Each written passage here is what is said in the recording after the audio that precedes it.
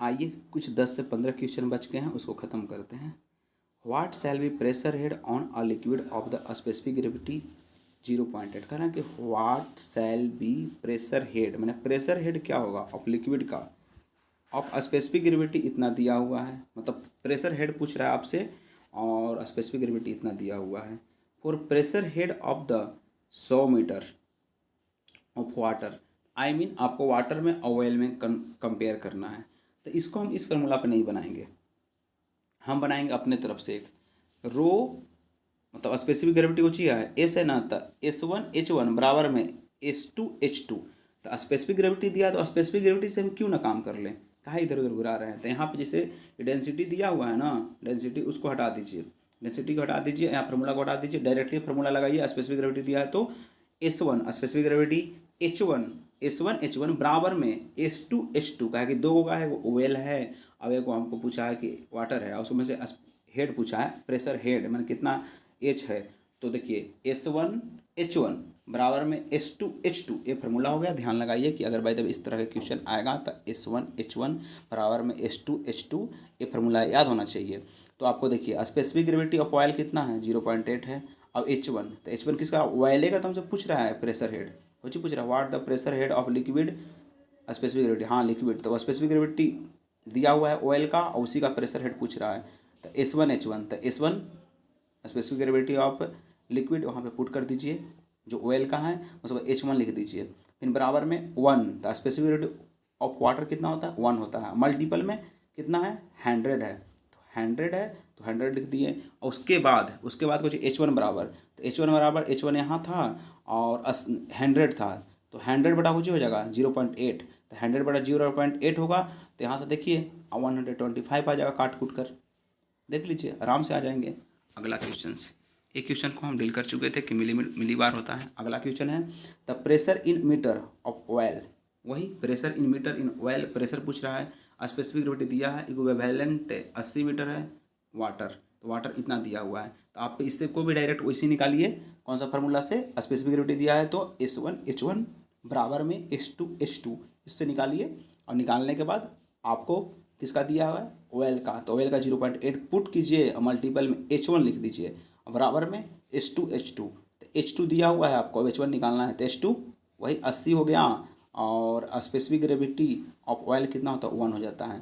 तो H1 बराबर इधर छोड़ दीजिए H1 को, और जो मल्टीपल में 0.8 था उसको भागा में ले जाइए, भागा में जाइएगा तो 80/0.8 हो जाएगा। आगे कट कीजिए, कट करने के बाद आपका 100 आंसर आ जाएगा।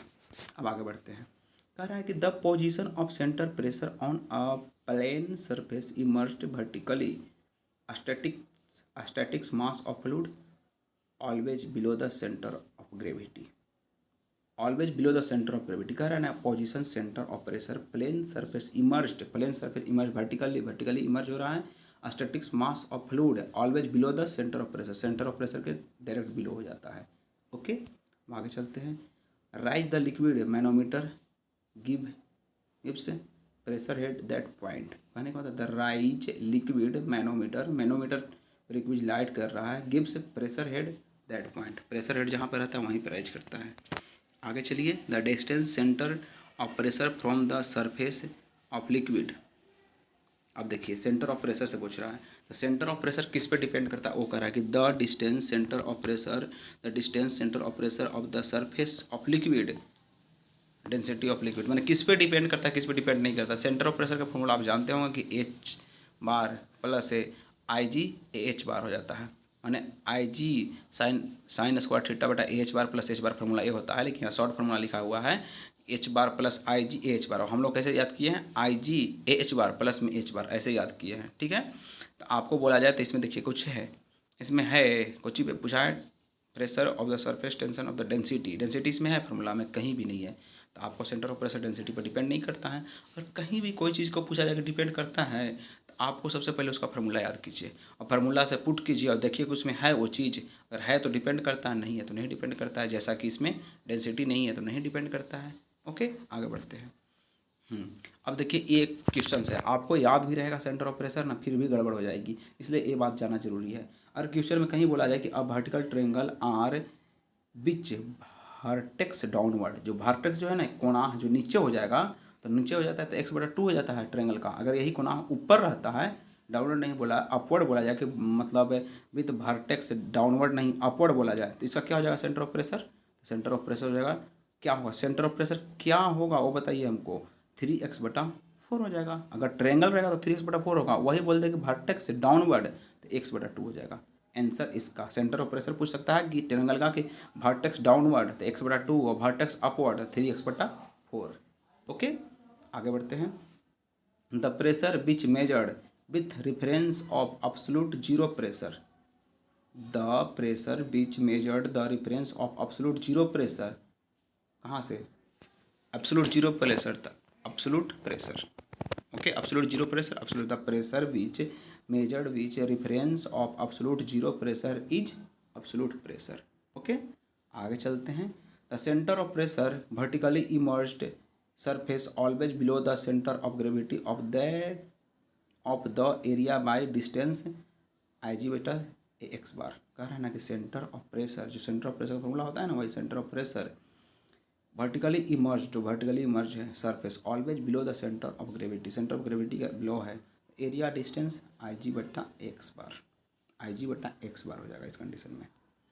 अब देखिए यहाँ पे कह रहा है ना कि what the direction totally liquid pressure on the submerged surface. कह रहा है ना what the direction of the total liquid pressure on the submerged surface. अगर कोई सबमर्ज्ड सरफेस है ना तो उसमें क्या होगा, तो what is the direction of the total liquid pressure on submerged surface. कोई सबमर्ज्ड है तो क्या होगा, नॉर्मल टू द सरफेस, कोई कुछ नहीं दिया है, बोला है वर्टिकल ना इंक्लाइंड बोला है, टोटली सबमर्ज्ड बोला है, तो नॉर्मल टू सरफेस हो जाएगा।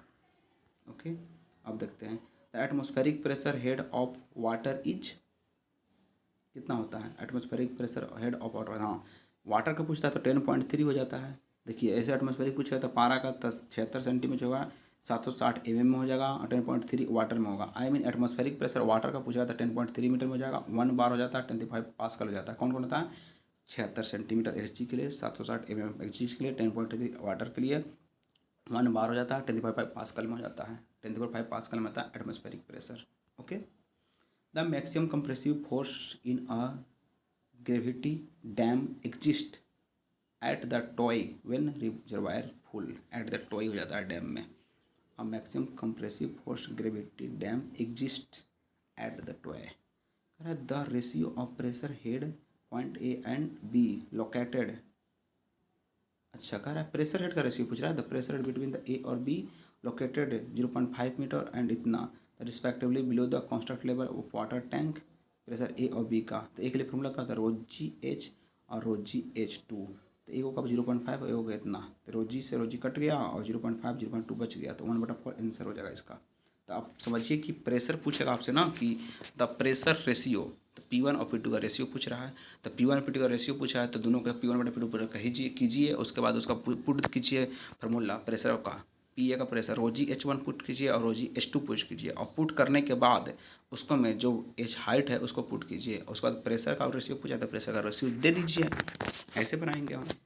आगे चलते हैं। The centre of pressure submerged planar region, कह रहे हैं ना कि the centre of pressure submerged planar region point where the resultant force act on the region due to pressure, कह रहे हैं point where the resultant force act on the region due to pressure, pressure के चलते the point where the resultant force act the region due to pressure वहाँ होता है।